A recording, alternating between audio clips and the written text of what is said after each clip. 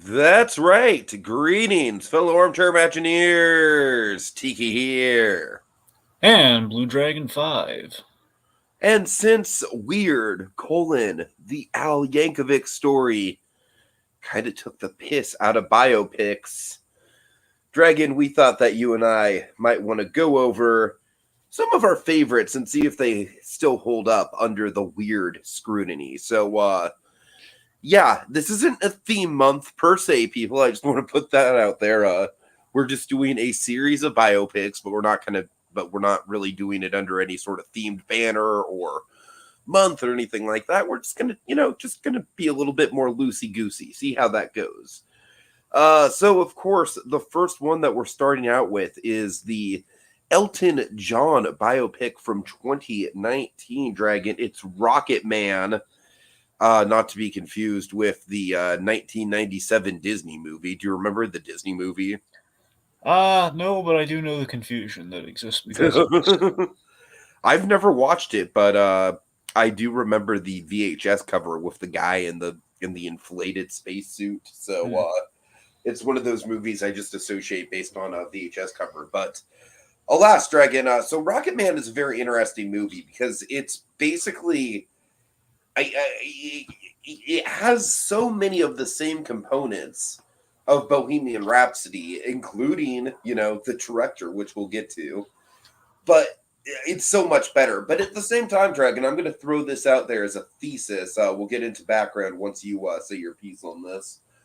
But I'll throw out there as a thesis. I will say that I feel like on a rewatch, especially having Weird so fresh in my head, the stylistic things about this movie still very much hold up. I love all the musical sequences, the framing device, everything like that. There is definitely a few times where the story starts to sag under the weight of the biopic formula. I'm not sure if you feel the same way. I definitely think it's a far stronger film than something like Bohemian Rhapsody. But I got to admit, part of me a little bit got a little twinge of like, I'm still enjoying this, but it's a little bit style over substance in some places. I don't know. It's up there for me. Like for example, you really loved Elvis this year. I did not. I would put this above Elvis, for example. Again, points for subjectivity, Stephen. But so yeah, Dragon, I'm curious, especially after the kind of under the weird microscope. How did you feel about this movie on a rewatch? Yeah, so with Rocket Man, you can't really discuss it without discussing a little bit of Bohemian Rhapsody, which obviously had the issues with the director and the fact that it's kind of a patch job between two directors ultimately, because you have Dexter Fletcher kind of stepping in doing the majority of things. And you have we have Brian Singer again setting it. I'm gonna do a Queen movie, and then you know what? I'm not gonna do a Queen movie. So ultimately, what you get because of that is you have a shining performance in Bohemian Rhapsody, but then it's a by the numbers execution of a Cradle to Grave biopic, or Mhm. roughly Cradle to Grave, Cradle to Live Aid, but you get the idea. And Dex Fletcher, I think he really got to do both here. I think he got to do a far better balance of that, which I think, to me, the best biopics match and capture the style of their subjects, kind of like we saw a little bit with Weird. It kind of like Definitely, is made definitely, yeah. in the style or something. It's very indicative of who I they're would say doing the even biopic something of. like Saving Mr. Banks. Sure, I mean, ultimately, that's what I'm saying, Tig, is I think that if you look historically, the best biopics that we call to mind are biopics that aren't. It's kind of the separator between the TV movie biopic and the theatrical biopic, in which the TV movie biopic is like, okay, we picked up like a textbook and we watched a bunch of newsreels and we've kind of like looked at newspapers and we have like, okay, this is their life and this is us interpreting their life. Where this is like, no, this is us actually doing the research, interviewing the loved ones, and like watching the footage religiously, and just like, okay, no, this happened, has to be this way, and like, how will we interpret through the lens of this person if they had hands in their own biopic? So that's Mhm. essentially what you have here, in which Taron Egerton, who was a friend of Elton John's, and he's worked with him before in the Kingsman movie, he flawlessly is cast in this role. He does a phenomenal job, kind of akin to what we have with Freddie Mercury and Rami Malek. And Egerton, he worked hard at it, man. You can see it on screen. This is a guy, like, again, he sang a lot of Elton John in his time, if sing is any indicator. And he did his research, he did his studying, and it shows. And I The think, mannerisms, especially, I think. yeah, he's got the mannerisms, he's got kind of the energy, and again, he's also, if I recall, doing all the songs. So he's doing all the singing. Yeah, yeah. I don't think Rami Malek can claim that. Yeah, well, I believe that was. I think he did. I think ultimately they kind of melded the thing with Malik. I think That's what I Malik did. think. Yeah, yeah. I think Malik did sing all the songs. I think at the end of the day they did kind of like they went half and half on it. Like sometimes he's singing the song, but the majority is probably they just went with the archive Mercury stuff. So I could be wrong there. Regardless, but yeah. So think about this. Of all the biopics, Tiki, period, of all the biopics you can possibly do, the easiest, like, go to biopic historically that could easily be messed up or has been done to death is the rock star. It's the musical biopic. It's the easiest one to mess up because it's very much, it's the rise and fall, the trials and tribulations of fame story, with through music. So I think this movie could have very easily just gone down tubes or been just a by the numbers thing, like we ultimately had with Rhapsody. Drugs, relationships, fame, infamy, all that. But this ultimately, I think, what separates this, I think, it really kind of lets this shine, is that it's a story about self discovery and the pursuit of love, and I love like the pathos on Elton John in this. It's a raw yet flashy way that fits Elton John is the way we tell this story. I don't know. I think a lot of it was right. I mean, for me, stylistically, the only time it's really out of the movie is that I think the runtime's relatively compared to what we do with biopics and movies now. Pretty good runtime. The only problem is I think we linger on some of the songs in Act One a little bit, a little hard. Like it's the Yeah, early I think you and years, I can agree there. but I That's think one thing we can check off for well, that's sure. the thing. Ultimately, we have like montages and stuff that really kind of like they do what a musical should do. And okay, we have a story and we're conveying it. We're doing passage of time and we're saying something about the arc of the character. So all this is really going well. But in Act One, though, it's a lot of like, okay, here's kind of our formative year stuff. Eldon's kind of separating slightly from Bernie I in actually terms of have their. some background on that. Oh, sure. Well, there you go. All right, so background in general, Dragon, I gotta tell you, there's not a lot on this movie, and I gotta say, I think part of the reason why there's not a lot is because of the Bohemian Rhapsody drama with Bryan Singer. Because I looked into like behind the scenes footage and documentaries and everything, and the only thing I could find was like a 15-minute kind of like reel of Taron working with Elton John, which is illuminating as that is. It's cool footage, but it's not really going to get me anywhere as far as the background goes. So I'm just going to kind of have to go off of what we know, which is this movie was in development for a while, Dragon. It was in development since about 2011, and it was going to originally be directed by excuse me one second.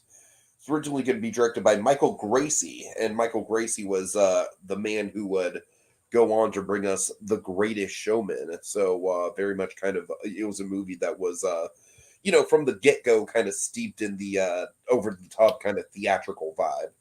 And Dragon, do you remember who the first person they were going to get to play Elton John was? No, who? It's a big name. It's none other than Tom Hardy. Really? Uh huh. Huh. But alas, the project fell through because of creative differences. Yeah, That's I, all I we want. I want to take know. baths in lobster tanks. I don't want to. I don't want to be Elton John. It sounded like it was more Elton John kind of having the creative differences. Yeah, no, it tracks. Yeah. But then, uh, but then the project kind of got rebooted via Matthew Vaughn's production company, actually, Marv Films. And And there's our Dragon, Kingsman connection, obviously, with exactly, yeah, yeah, yeah. of course, yeah. And Dragon, I gotta tell you, I was having the hardest time. Like I said, I'm very frustrated with the fact that I cannot, like, maybe you can shine some light on this. Like, maybe it came up in your research.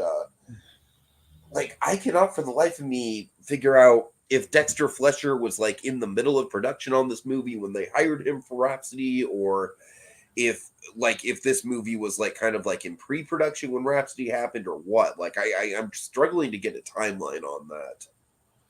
Well, I mean, I can't. Again, I delegated research to others here, but I mean, I can't really tell you authoritatively at this And moment. I'm telling you, I've tried. I've tried. Yeah, I mean, my inclination is that part of me thinks like, hey, Bohemian Rhapsody, we liked what you did. At the very least, it got a lot of buzz, so it's like, hey, or also can maybe a bit of an apology. Yeah, I'm sorry for how that went. Let's kind of juice you up so you can do the Elton But John I mean, biopic. that's the thing, though. It came out like under a year after, because Bohemian Rhapsody came out like fall 2018. This comes out summer 2019. So I think it had to have at least been in pre production. I don't know. Well, I mean, I would track too, because think about it. If it's like we call in Fletcher as an emergency director onto Rhapsody, it would make sense that he's on something else. So, yeah, which of course, like, well, we need a music guy. What's he working on now? He's working on the Rocketman movie. Get him in here now. Yeah, We I have a think that tracks. we That have a tracks. John You're right. Reed. He's nowhere near the same as But like our I said, guy, but we Dragon, need I'm him. convinced that there's just not a lot of information on it because, like there's just people don't want to write about the Bryan Singer thing.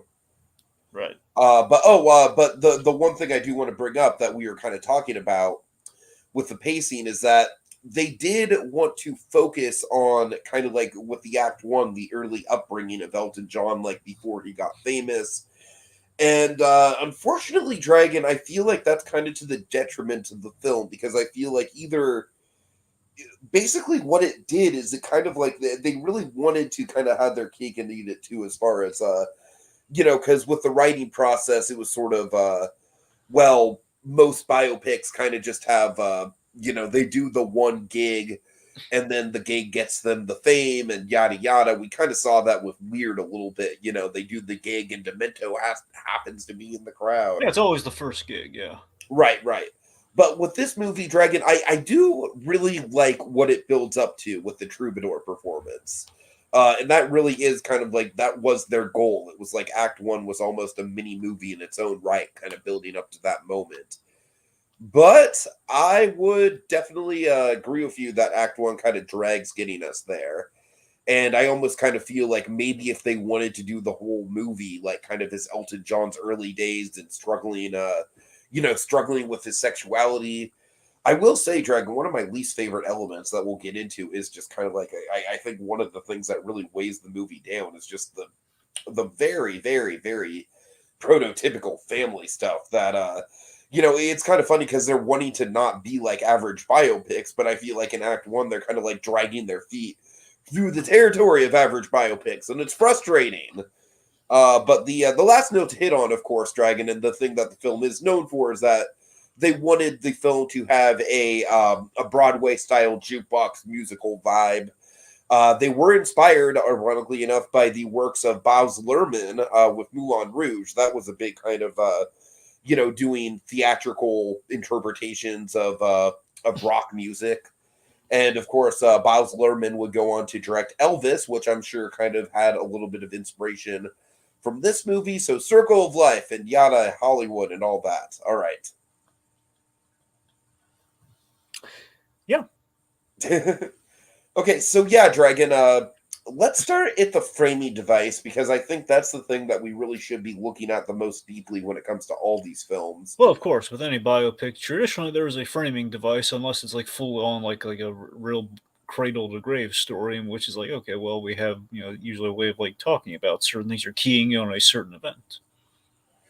And with this, I really, really think that it just worked out great. I think with the going into the rehab with the full on devil costume with the horns and the over the top theatricality, just standing out like a sore thumb. And then also the movie building up to the Rocketman number where it kind of like loops back around to that segment. Dragon, I really think that the whole, and one of the things that I saw in the behind the scenes footage that I will throw out here is that Elton John in particular was he was very much, he was very particular about the meat of the movie takes place in the room. It takes place in the rehab, in that meeting. That's the core of the story right there. Everything else is kind of like set dressing to tell the story, but the story of the movie, the actual arc that the character is going through, is happening within the room. Yeah, I mean, course, in using the therapy, using the group therapy framing advice, allows for reflection. Of course, we have Elton John dressed literally as his demons. He's wearing his demons on his sleeve, very literally, which via his persona that he's built. And the best part on the rewatch, Tiki, what's really great about this is that we have a lot visually going on with the costume. If you remember, he has he has heart shaped glasses, and of course the big theme of the movie is love, and it kind of like Elton John's pursuit of being loved properly, essentially. Uh-huh. And of course, we have that kind of like a literal symbol of that. But I love the arc. Think about this: the arc of the outfit. He walks in full on, devil, Elton John, flamboyant, devil costume regalia, and progressively as the story goes on, like piece by piece, you see him like take off the horns, and he's Yeah, like taking off absolutely. the That's what I'm talking about as far as like that is like that's by and large the whole story of the yeah. movie takes place in as far as like the removal of the different pieces of the costume. So there's an arc of him stripping Uh-huh. away the artificial layers and going essentially as close back to Reginald Dwight in rehab as he can as he reevaluates his life, and he comes out ultimately, in the "I'm Still Standing" outfit, in which he's like, it's kind of the revitalized, reborn Elton John.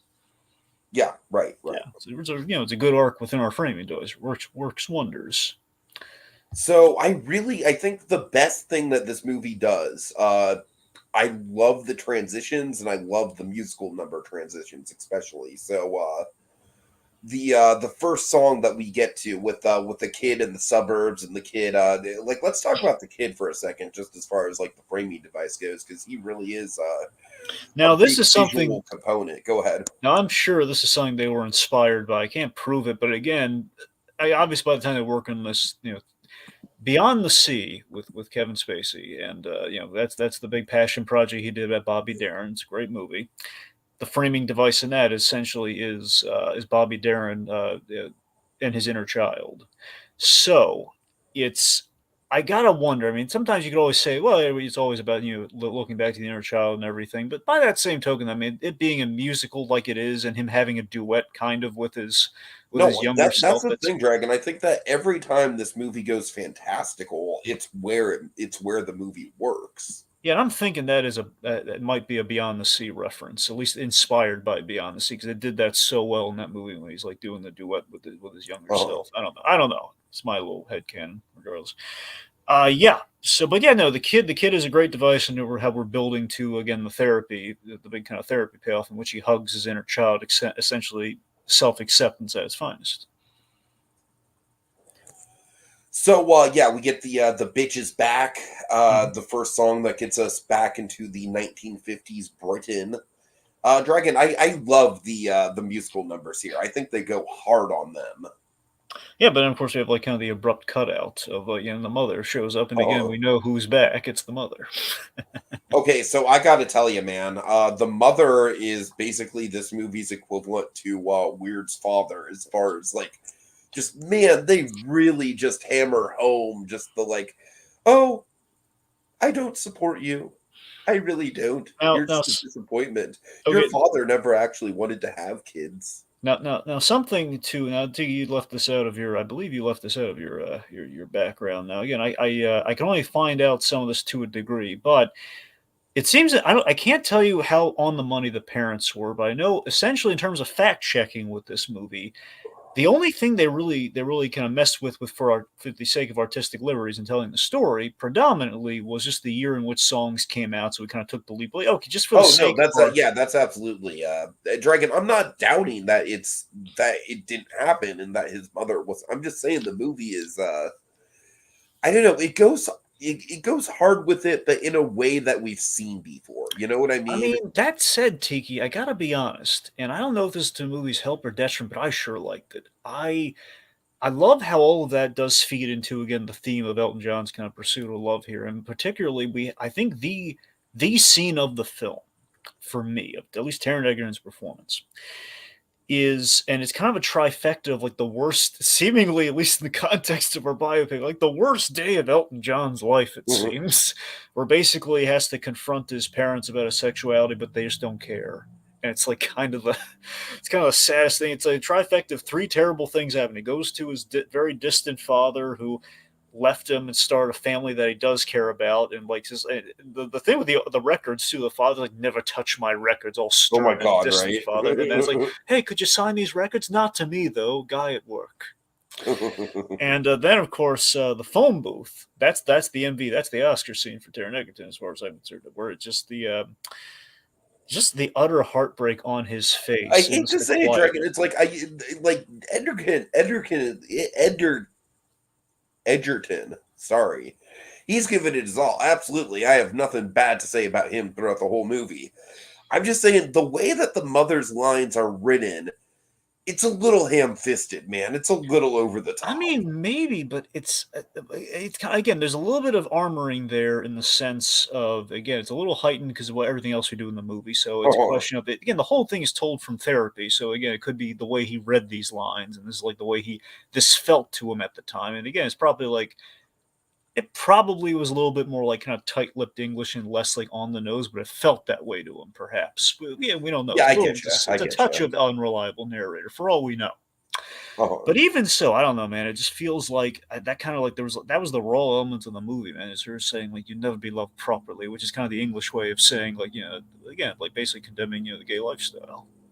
Right, right. And I don't know, it's just utterly heartbreaking in that scene, and just like the worst thing he could possibly hear. And he left an award show just to like have this big heart to heart conversation with his mother, who's watching the award show that he's not at.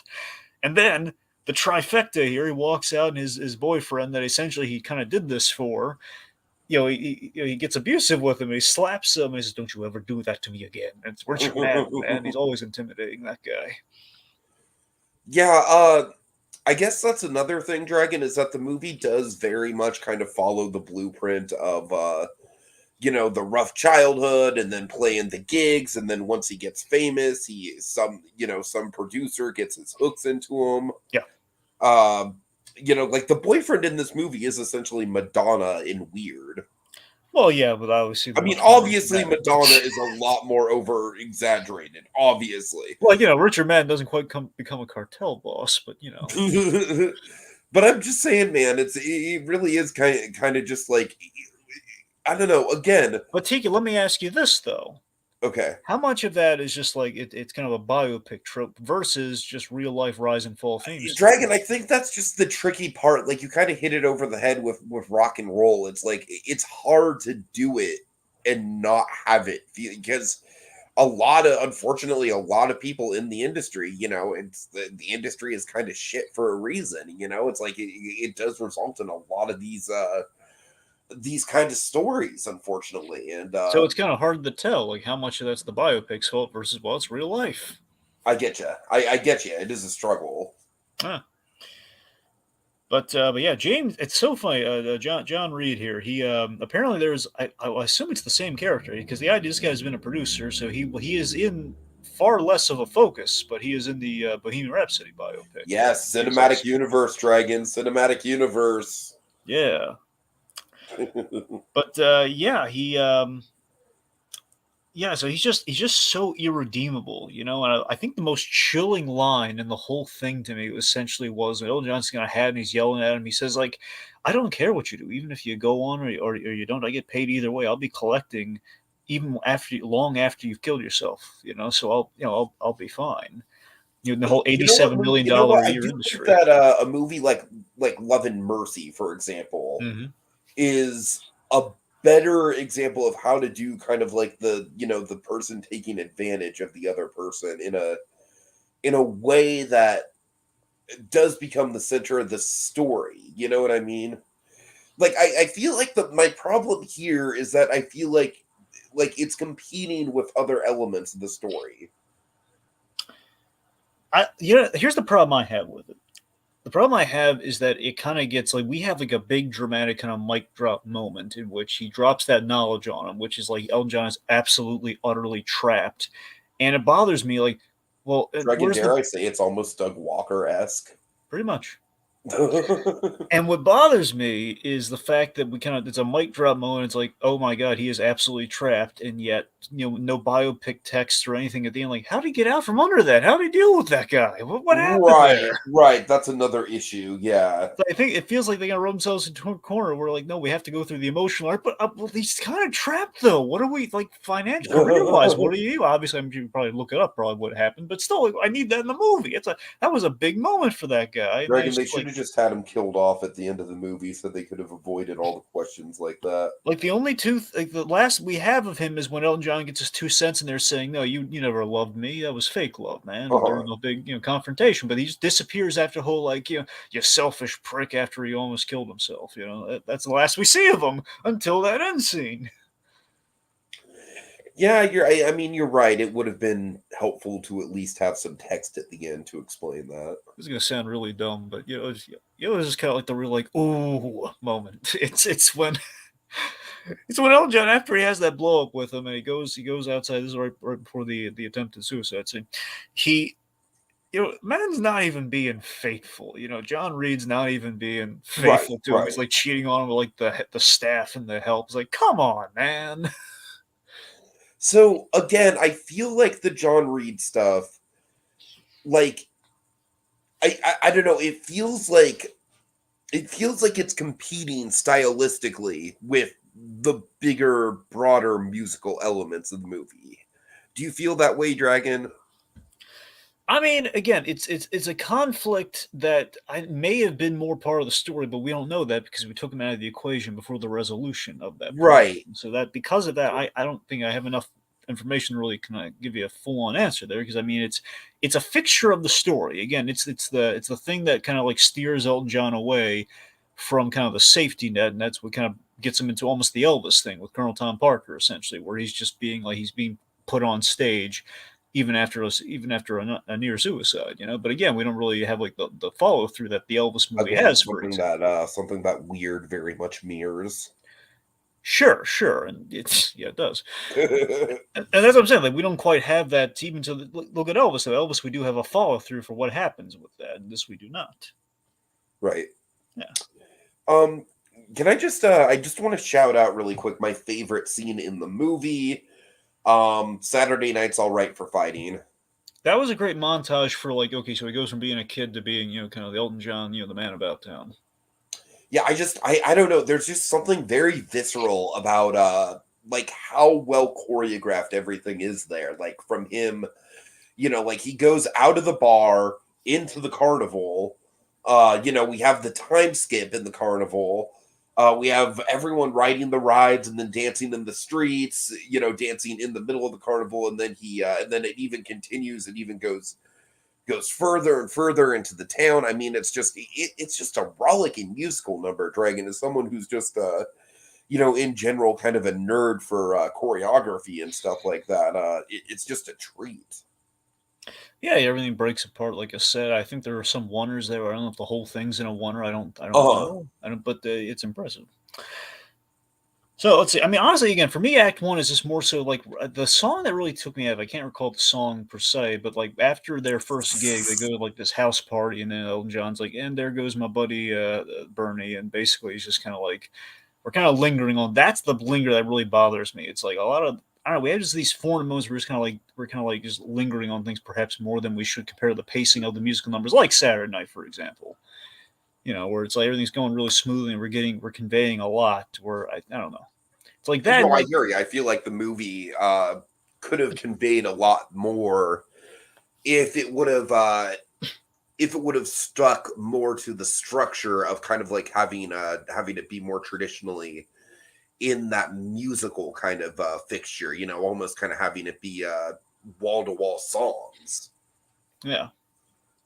Now speaking of the music, though, again, I do love. Obviously, it's packed with songs, which is good. But for me, though, I like the arc with how we've applied these big milestones to big songs like Crocodile Rock, which again I know the big artistic liberty is that like hey we have kind of we've kind of put together our own playlist. We've cultivated our own playlist of like if we I can really don't mind that at all. I think that's yeah one of the smartest things that the movie does because, yeah again, I feel like It's all just the these rock story. biopics, they just feel pigeonholed into like, okay, we can't use the psychedelic Beatles music until we get to the late 60s Beatles. I don't know why I'm using Beatles as an example because, Yeah, I don't know why you're doing that either. well, weirdly enough, it's like they have a very, very distinct story and they've not had a biopic yet. I mean, they have, but not a modern one. Anyways, I digress.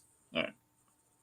But yeah, that's the thing. It's a liberty. See, artistic liberty. The biopics always have the the highest level of scrutiny because very easily you can detect. Wait a minute, that's not how that happened. That doesn't feel real at all. But by the same token, it's like, well, they still have to make a movie. But otherwise, you'd watch a documentary. And So so you that's kind of have exactly to. why stuff like the Saturday Night's All Right for Fighting sequence to me lands as well as it does, Dragon. To bring back an old expression, Saturday Night's All Right for Fighting is kind of the moment in the movie where I just sat up in the theater and was like, "This is a movie." Oh, that again.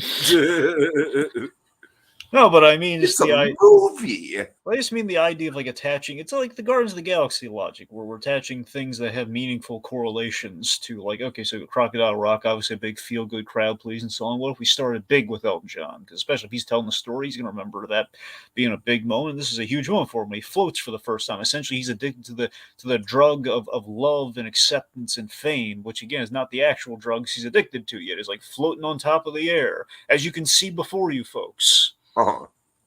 And of course, kind of essentially you kind of like the low, that's the rise, literally the literal rise. And the Rocketman essentially is kind of it's the drug of fame. It's him being bigger than ever, but despite being as low as he can get, we kind of start him low in the pool, and then he kind of fires Yeah, up into Rocket the Man stratosphere. being both the low of lows and the triumphant comeback at the same time in the same song, I think is really, really smart.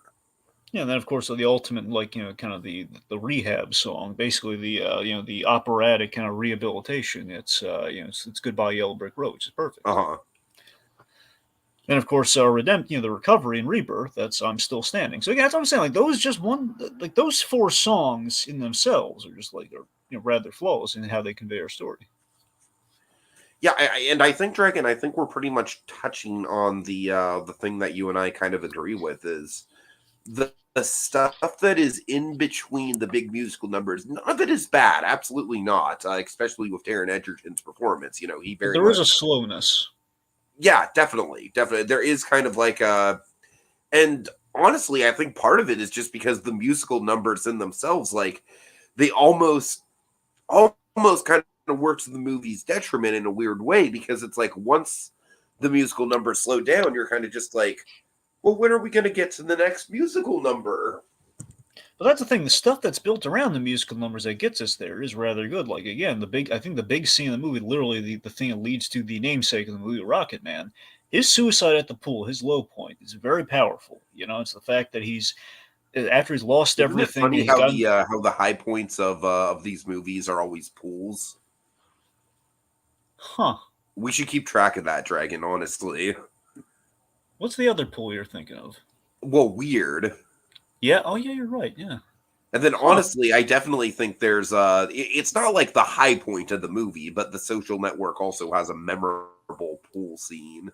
I know there's a pool in one of the movies we're talking about. I don't know if that's the high point though, but there is a pool, so we'll have another one Again, of it's those. something to kind of keep track of. All right. Anyway, what I'm getting at though, so yeah, when he's is the fact everything's after he gets into his tiff with John Reed and his mother comes by, just make him feel bad about himself. He just he takes a whole bunch of pills and he downs it with booze, and then he's just walking. He says, I love the intensity when he says, "For my next Uh-huh. trick," so intense of like the whole trick for. Do I amuse you It's probably people? his single best performance moment, I think. It's rather good. I'm gonna effing kill myself, and he just falls into the pool. And now, what's so great about saying underwater is that, as I think we've heard all the time, like you hear all the time in marine biology and everything. And I know it's a pool, not the ocean, but bear with me. It's the idea of the closest we get to space in the natural setting is underwater. So the fact that he's kind of in this ethereal setting, and again, his inner child is in essentially kind of is in kind of an astronaut costume, which also kind of doubles as like an undersea diving helmet for these purposes. It all really works. Him and like this little piano Uh-huh. at the bottom pool. It's the real him that he's buried deep within himself. And again, if he's reaching the end of his life, he's seeing the beginnings of it. So yeah, it's all just really it just that scene to me is like probably the standout along with that phone booth scene. It's just really it just really works. And again, one of the themes of the movie when he discovers sexuality, when he's talking to the bandmates, when he's like playing in the background piano during the early parts of his career in Act One, we get the big poster, one of the big trailer lines of the movie, which is rather good. You got to kill the person you were born to be to become the person you want to be. Right. And given that he has two near deaths in this movie, that seems rather fitting because there's a suicide attempt and there's a heart attack. So yeah. Yeah, so I mean, I very much agree there. I just think I don't know, to go back to the Act One stuff. I think that's really where the movie drags, and it kind of like I still would give this movie probably like about an 8 out of 10. I am not necessarily as optimistic about it as I was the first time I saw it. Hmm. I don't know. I mean, I'll admit, as rewatching it, I found myself maybe like speeding things up to get to the good parts, but Right. That's kind of where I'm at too, Dragon. I'm glad we're on the same page about it. And don't get me wrong. Again, I think the essence of this conversation here, the good parts, really damn good. yeah, Honestly, some of the most super cool, duper. stylistic biopic stuff that we've ever seen. I think, as far as I honestly think, Dragon. I honestly think if this movie, how do you feel if this movie would have been completely sung through? Uh well, I mean, I don't know because then we would have lost some of the build up to the songs, which I do think That's was true. That's important. But true. that's the thing. If it was entirely musical, I mean, it might have. I think the diehard Elton John fans would have liked it, but then again, it's like I don't need the Did CD. you I ever kind see? of You never saw Across the Universe, did you? no. Okay, that's the Julie Taymor Beatles movie, and that's about the closest thing we have to a Beatles biopic, except it's not it's not about the Beatles. It's more of like a kind of like a portrait of the 1960s, and the most cringe element of it is that all the characters are named after Beatles songs. So you have like, oh, it's Lucy and Jude, Hmm. but I don't know, Dragon. Like that movie, definitely. It's not entirely sung through, but the whole movie is very, very stylistic all the way through. So maybe that's what this movie needed. Like, even if you don't have, even if it's not wall to wall songs, I feel like maybe the movie could have benefited a little bit more from marinating just a bit more in the fantastical during the mundane sequences. Does that make sense at all? Kind of, yeah. All right. And on that note, Dragon, I got to admit, I'm kind of I don't really have a whole lot else to say. Well, I mean, did you want to talk about Jamie Bell at all? Yeah, again, I feel like the movie, with the performances, it does a better job than Bohemian Rhapsody, because Bohemian Rhapsody, what that movie does is it kind of just awkwardly inserts the other Queen members into kind of like MCU style jokes, Dragon. They're all just giving kind of quits. I swear to God, it's weird to Well, watch. I yeah, think. that's the thing. The problem is it's more Freddie Mercury's movie than it is Queen's movie at the end of the Right, like day. I I mean, just watched a video essay about how Bohemian Rhapsody's editing is terrible, and it's like, oh, it literally is just like they'll just every once in a while a Queen member will just get like a little gag or something. So yeah, so Jamie Bell absolutely, good performance. I just think his character, like all the other characters, just because they made this movie to be Elton's movie. And so it is a struggle because Elton is such a larger than life personality. So again, much better than Bohemian Rhapsody as far as he does stand out. But I feel like the problem is, he's very present in Act One, comes back in Act Three.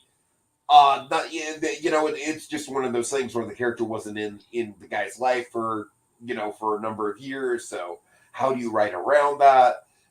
It's just the tricky part of an adaptation as far as screen time distribution goes. yeah, the it's kind of funny. The sorry, let's see, what was it? Yeah, so the thing with Bernie is that Bernie is, he's very supportive, and we have this whole thing throughout the movie. It gets a little annoying in terms of the whole, like, it's even the biopic text. They never had a fight, like in all the years they knew each other. Well, sure, but that's the thing. We kind of have these arguments that aren't really arguments. Right, yeah, yeah. They have arguments that aren't really. I mean, you can kind of read them as well. That like Bernie doesn't really yell at him back, so it's technically And then you not have, an argument. you know, I'm sorry, you have Richard Madden there, you have John Reed, and John Reed is just like, the bigger asshole. So it's like, Bernie just looks a lot better by comparison. And I think with the arguments with Bernie, Elton mostly starts them. But well, that's what I'm thinking. Like Bernie doesn't do anything bad, or like, he doesn't right, instigate the fights. What I'm saying is Elton John's like, he's ticked off the situation. He's taking it on poor Bernie. But then again, he doesn't really. It's more just like it was that great bit where he held his hand for a moment. He says, he basically apologized. He apologized. It's okay. So it's not. I don't know if that's an argument though, because they're not yelling at each other. It's just one guy yelling at the other when the other one's kind of taking it. So I don't know if that's an argument. yeah. So I guess technically that means the text isn't a lie. Technically. I mean, he does kind of leave, but he doesn't leave angry. He just kind of leaves like, oh well, I'm not getting into it. Right. I don't know. So the costuming, of course, very flawless. Oh the yeah. recreations Oh of the god, outfits. the costuming is. Dragon, remind me. I do not believe that this actually did win the Oscar, right? Well, I'm just saying, given how the Oscars are, probably not, but it feels like it should have.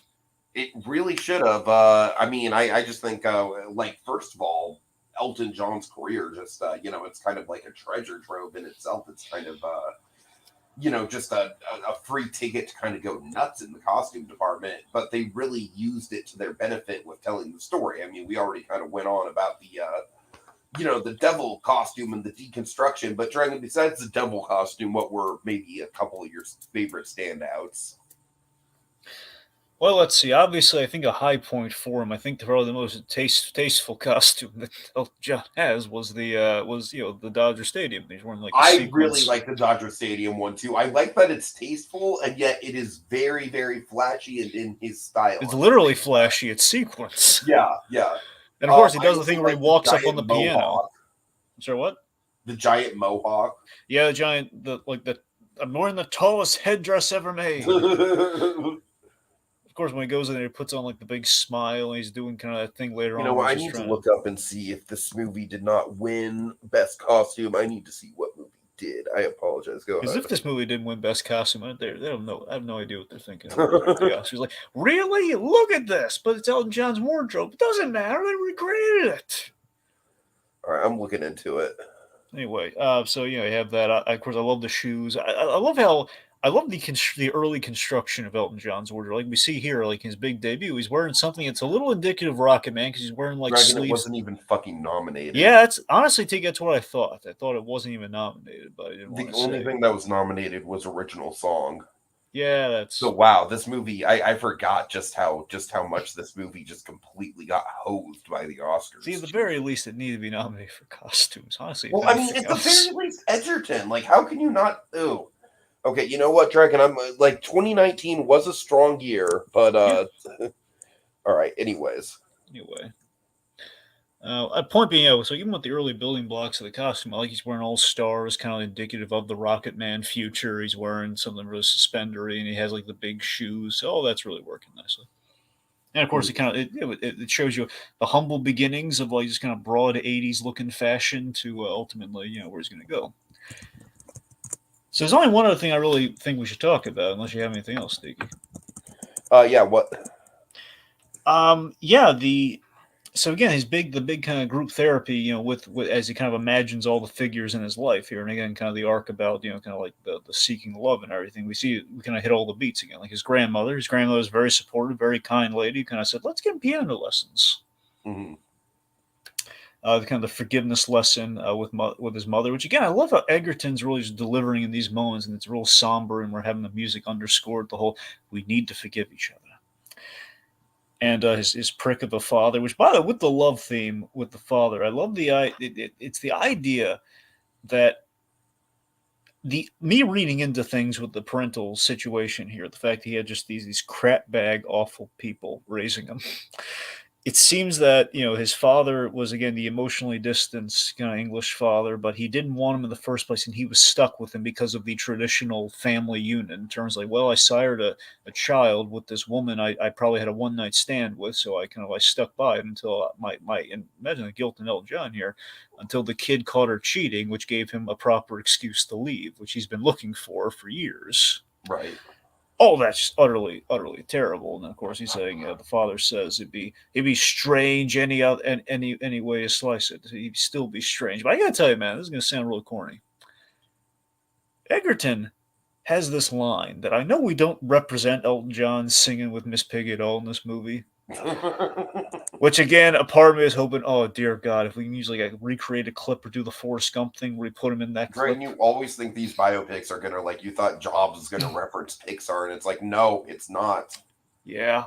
But oh, regardless, I'm sorry. Steve Jobs. Give credit where credit's due. yeah, you get to Kusher out of here. Kusher's like, wait, guys, are you finally? Like, Ashton Kutcher's off. Hey, guys, are you finally talking about the movie? No, get out of here, Ashton. Out of here. Go to Mila. Get out of here. Anyway, oh, God. Point being, no, the fact that we're just like, sorry about that, Benedict. Anyway. just the fact that he has this line where he says like, I'm okay with strange. That line doesn't. It sounds so weird, dude. Doesn't that line feel like just kind of like the Elton John Muppet ears, just kind of in one line? Doesn't that feel like a little bit? Yeah, I can. Just him saying like it kind of gives you a sense that Elton John was so. It almost kind of seems like it could come from a Jim Henson biopic. That's what I mean. It's just a line that just kind of feels very Muppety in all the right ways. Just the fact of a guy saying, I'm okay with strange. So it's kind of like, it kind of gives you this sense, possibly a false sense, I don't know, gives you a sense that, you know what, Elton John, he might have had a really good time when he was hanging out with the Muppets. And you know what, maybe that was like him being able to be, I like flamboyant, I like strange, I love Muppets, man, yeah. Totally. And of course, Bernie, unconditional love and friendship there, and then of course we have the very conditional love with John Reed, all that, and then of course ultimately he hugs his inner child. When you gonna hug me? Dragon, I got to admit, the hugging the inner child thing and the big swell of music, it's a little corny. Yeah, but he's literally it's a little corny. He's dude. literally corny. He's literally in therapy right now, okay? We have a movie where, Tiki, earlier in this film, Elton John, while he's performing at the Dodger Stadium, he literally rockets into a plane. Right. Okay, I think hugging the inner child can get a pass. All right. Anyway, yeah, and also I love the little detail. I always had like an ear for music. I love the adaptive kind of musical thing where he hears like people play music and he can kind of mimic it. So that was kind of cool. Mm-hmm. All right, yeah, and then of course we had that good old biopic text at the end. 28 years plus sober. He was properly loved by his husband, and he has 2 sons, but he's still a shopping addict. That was rather funny. Would you like to know what got nominated for costume design this year? I sense it's just going to upset us further, but sure. All right. Well, actually, I think the first 3 we can agree are pretty deserved. Once Upon a Time in Hollywood and Jojo Rabbit, I think both of us can agree deserve to be in there. I mean, yeah, sure, but when you look at Jojo Rabbit, though, it's good, but it's also like of the period, though, so... what about Joker? That's where it starts to get into a little bit more questionable. Well, I mean, look, I love the more for the production design of Joker. In terms of costuming, it's a good suit. That's what I'm saying, yeah. That's what I'm saying, but again, Joker just for production design, cinematography, though, that was good. Okay, Little Women is more just kind of like, I like that movie, but it's just kind of more period stuff. Oh, did you ever, I don't remember if you got to this season, did you see Larry David just rip Little Women a new one? Did you ever I have seen that, yes. Right? How funny is that? It's the fact that he offended that lady so much. Like, I don't like the Little Women. But yes, I did see that, Dragon, yeah. Anyway, sorry. And then I think this is probably the one where I would probably switch it out, The Irishman. I mean, that's a thing. The Irishman, it's a good movie. From what I remember, it's mostly just guys in suits. That's what I'm saying. It's not. They're nice suits, but again, Yeah, they're nice suits. They're Yeah. nice suits, but That's what I'm saying. It's like here's the weird thing with costuming at a certain point. Okay, let me give you an Dragon, example here. I swear to God, I'm getting deja vu because we probably I swear we've had this exact same conversation of like they're nice suits, but come on, it's Elton John. It just ultimately think about this. All right, just with costuming in general, we're at a point now where I think we should just like shake the Academy or shake the voters on the costuming section, and just point out, guys, look, we all like suits, okay? Right, But right.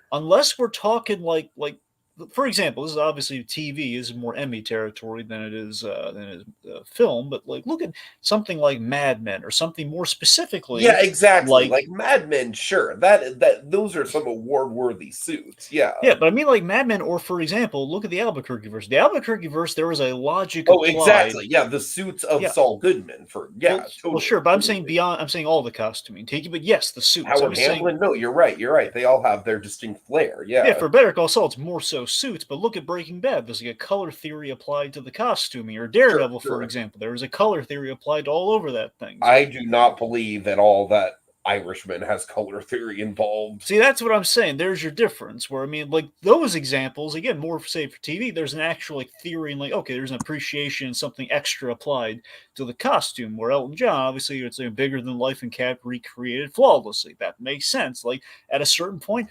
suits and period clothing. It's like I think Right. yeah, I think if unless someone's like walking, it'd be ridiculous if a movie won costuming. If like, hey, here's a period movie and there's a guy wearing like a t-shirt, you know? And then as far as actors go, Dragon, again, I think three of them I think deserve to get in with Joaquin Phoenix Mhm. as Joker, of course, and Yeah, of then course.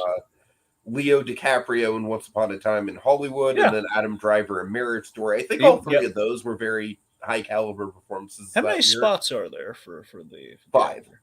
I guess five. Who are the other two? The other one was Antonio Banderas in Pain and Glory, which I still like forget was even a thing. All right. And then Jonathan Price in The Two Popes. Okay, the two. Okay, Jonathan Price was good. I'd nix Antonio Banderas. Yeah, that's what I'm saying. All right. Yeah. Anyways, so any final thoughts on kind of this movie and the impact on biopics and the formula and everything?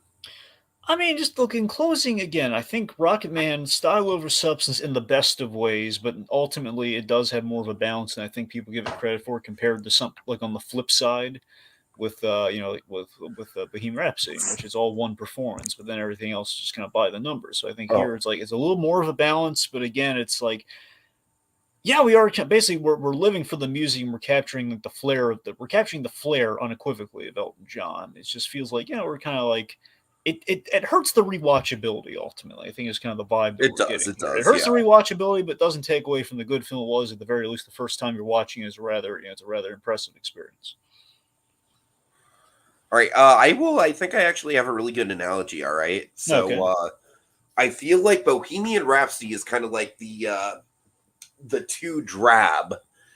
And then I feel like Elvis is on the other side of the coin. Elvis is okay, that's too stylistic.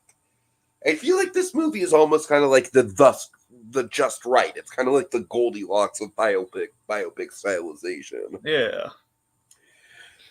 All right, and with that, I think we're out of here. Have a good night, everyone. Hold me closer, tiny dancer.